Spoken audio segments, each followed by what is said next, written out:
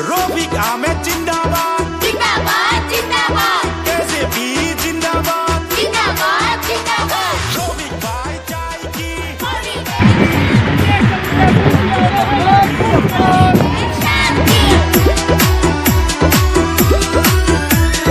রফিক আহমেদ লস্কর ভোটে দাঁড়াইছে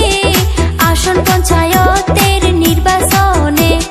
জামির আশাবাদ গাঁও পঞ্চায়েতে হাতির ছবি